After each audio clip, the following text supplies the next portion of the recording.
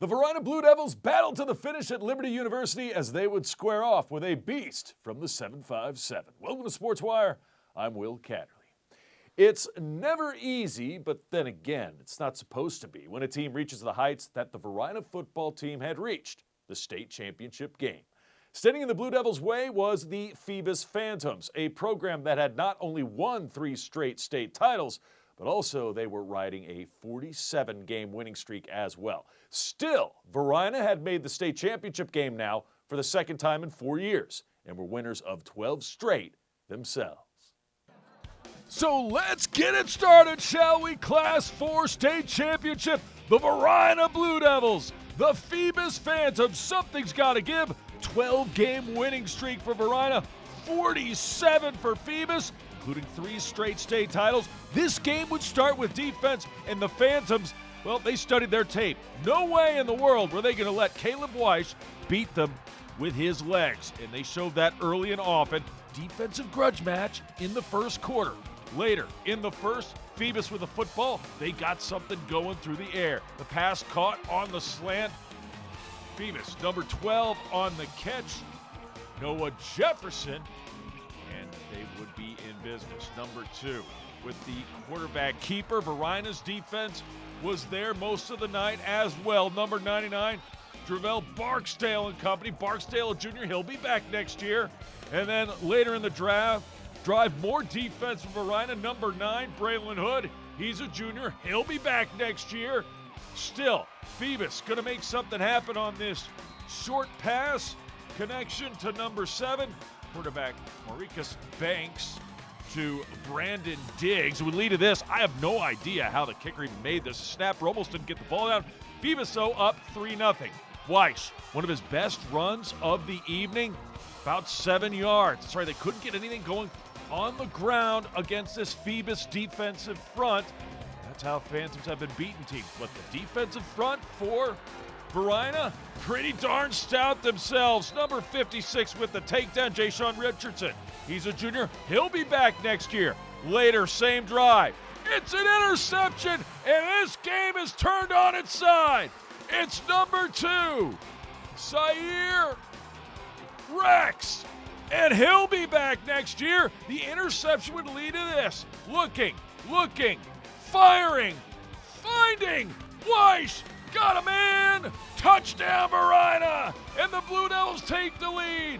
Trevon Rogers, he's a junior, he'll be back next year. Varina up 6-3, but 3 plays later, the Phantom of this opera would be Ramir Smith on the touchdown catch, over 60 yards from Maricus Banks, the quarterback.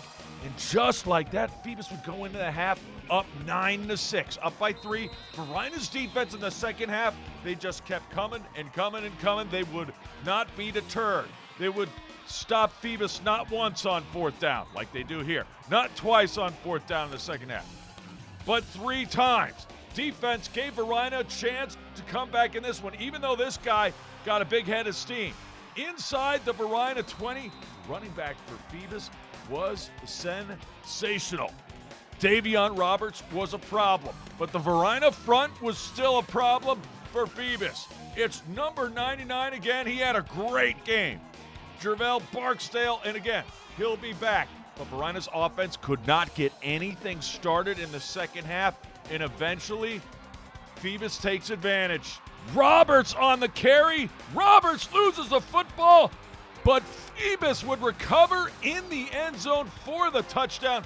Just like that, the Phantoms, they were a menace. They had a 10-point lead, and that Phoebus defense continued to work wonders. Meanwhile, Varina's defense, are they going anywhere? No, sir. They played great in this championship game, no doubt. Number 56, Ja'Shawn Richardson. Again, he'll be back next year. How about the special teams? Yeah, they would not let Phoebus score on that possession. They blocked the field goal. Still just a 2-score game. Still just down 10, but Phoebus eventually would slam the door shut as a quarterback keeps it, takes it into the end zone. Maricus Banks, and you can take it to the bank. Phoebus, just a little too much for Varina at Liberty on this Saturday chilly night. And to the winner go the spoils. These two guys, they'll remember this, and they'll be back next season. Congratulations to the Phoebus Phantoms. 4 straight state championships, and a great season for Varina comes to a close. Phoebus wins 23-6. I mean, you got to be proud. I mean, our defense, our whole team will fight, man, but I'm super proud of the defense. I'm a defensive guy, defensive coordinator. So, you know, for our defense to play the way they played, was dealing with everything, man, I'm happy. I mean, for the seniors, man, they knew this is their last game. I mean, we got a lot of people returning. My young guys looked at me and said, Coach, we will be all right. I mean, when they look at me in my eye and tell me that, I know what we got coming back, and we'll be here. Still a tremendous season for the Blue Devils. Shout out to the seniors for an amazing career at Varina. But as Coach Lewis said, there is plenty of talent returning next season as the Blue Devils plan to make another run.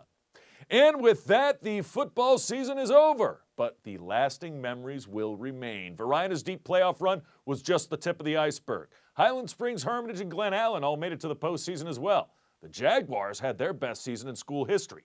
Henrico narrowly missed the playoffs, but they were the champions of Hanover, beating all 4 Hanover County schools.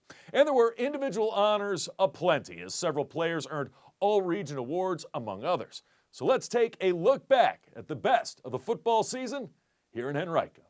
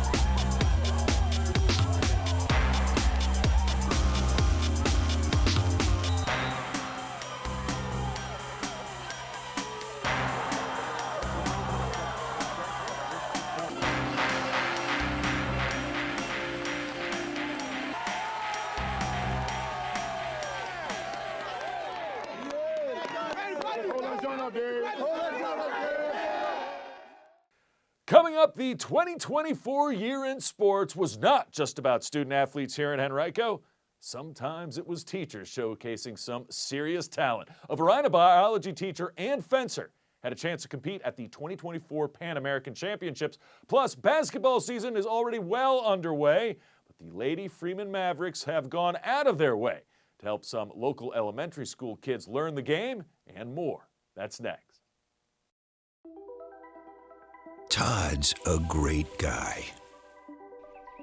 I mean, look at him.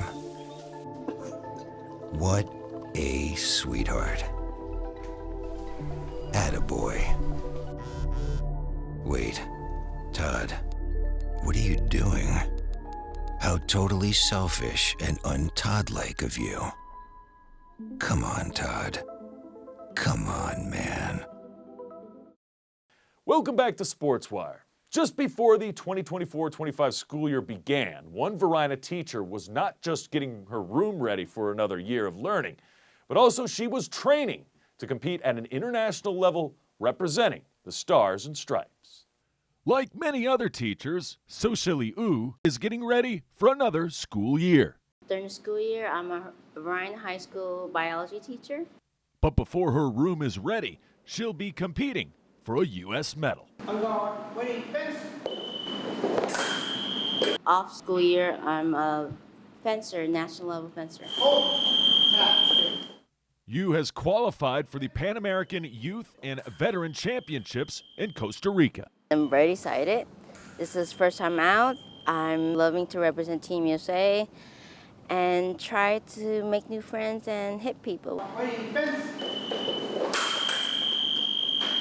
Almost everybody tears up because if the number one fencer is from the U.S., they play the national anthem ceremony. It's an amazing feeling. Dee Dee Dean would know, as she's won 15 international medals. She and Soshili will travel to Costa Rica together as U looks for her first. It would be a great accomplishment. It's just like I work for the season. This is actually technically the first of the new season. I'm going to change it up, do more exercise, practice more, and try to be better. That's why she trains every Wednesday at Sal Green Modern Fencing off Route 1 in Glen Allen. Dean is one of her sparring partners. Considering that every now and then I think she's old enough to be my daughter, she's really fierce on the strip. Meanwhile, U has used fencing as a tool for teaching her students as well. Takeaway is patience. I try to lead them where I want them. I try to lead my students into the path of where to get the answers. Working them up themselves on, oh yeah, that's the answer. Okay, and I see the light bulb, I'm like, yes. O was very successful in the games, earning a top 10 finish. Well, this time of year, it's all about giving. And for the Freeman Mavericks, the girls basketball team Giving Back has taken center stage since they've partnered with a local elementary school. If the MC doesn't give it to you and she passes it back out, 3 seconds, you got to go in and get it right out, okay? Head coach John Larkins and the Freeman Mavericks get ready for the upcoming season. Okay, I want to make something clear. But some Freeman seniors have already been quite busy in the last few months. John? Let's go. The Mavs were trying to buck what looked like a disturbing trend. I also, in my duties as varsity coach here at Freeman, coach at the local middle school, Tuckahoe. And one of the things I started to see is that for a variety of reasons, a lot of young girls in our community weren't playing basketball. A stark contrast to the Freeman senior class. I've played basketball since I was 6. So it's been just like my favorite activity and like what I do for fun for the past 12 years. So I definitely would just love to see that love for basketball continue past like after I graduate. So Larkins and the Mavs came up with a plan. I reached out through a friend to the principal at Ridge and wanted to see if we could offer an enrichment activity after school hours at Ridge that parents could have their kids, young daughters attend and learn a little basketball, but also have some good role models and some older young women to look up to. So that's exactly what they did. Starting in September, every Tuesday, senior players met with the elementary kids at Ridge. 3, 2, 1. Okay. The student athletes suddenly turned teachers. We're about to learn a little less about patience. From the first day, it was clearly all over the place. All these girls doing cartwheels, wanting to like make TikToks, and just like very energetic. They finally cooled down a little bit after we kind of voiced what we needed them to do.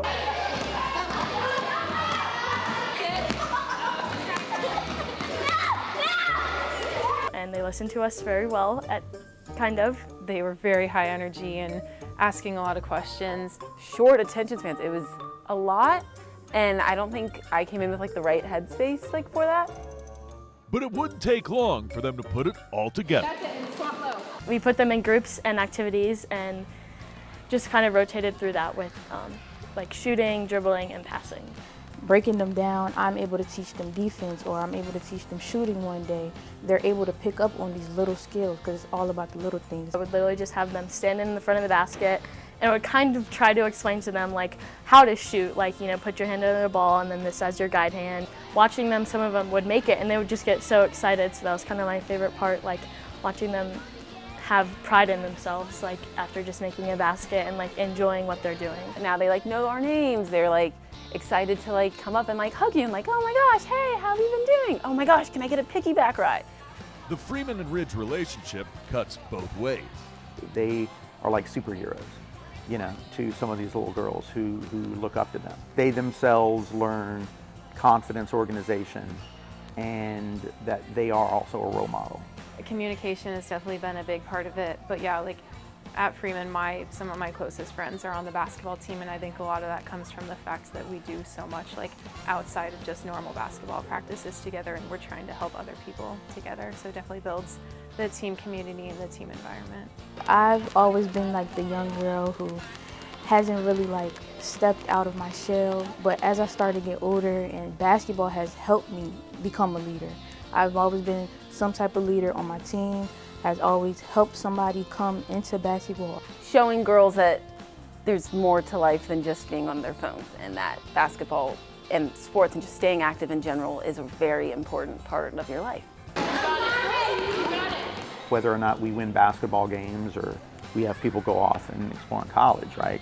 Giving back to the school community, people who, you know, might need a little extra help every now and then, I think will hopefully stay with them, and they'll continue to do that as they get older and move on in life.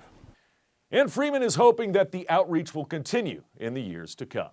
Well, we show off some of the top plays from December when we return. Who gets number one? Plus, the Sportswire Spotlight podcast takes us to Tucker, where the Tigers boys basketball stock is on the rise, and so is one senior's performance, both on and off the court. That's straight ahead.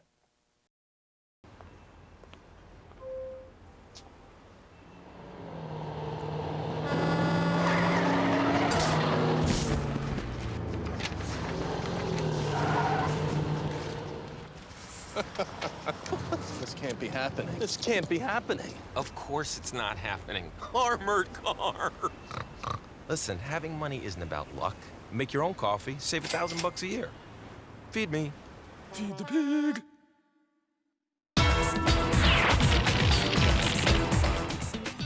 Welcome back to Sportswire. Time for the often imitated, never duplicated top plays of the month. Number 5 top plays from December. Heavy on the hoops, but hey, hoops just got started. How about splitting the defense inside? Addie Morton was a force to be reckoned with for the Lady Mavericks. Freeman, you want more Morton? You got her inside, triple covered, not gonna matter. She's going to get the bucket and one. Freeman gets a win over Adler. Number 4, we stay with hoops. What a great game this was. Deep run and Tucker. Basketball season also means Dunk-a-Doodle Dandy season, and you're going to see a lot of that from Quentin Morgan. Number 3, let's go to Freeman Henrico. Mavs looking for a game-clinching buzzer beater. Huge shot by Chet Hearn. Gets the deuce and one, and Freeman wins on the road.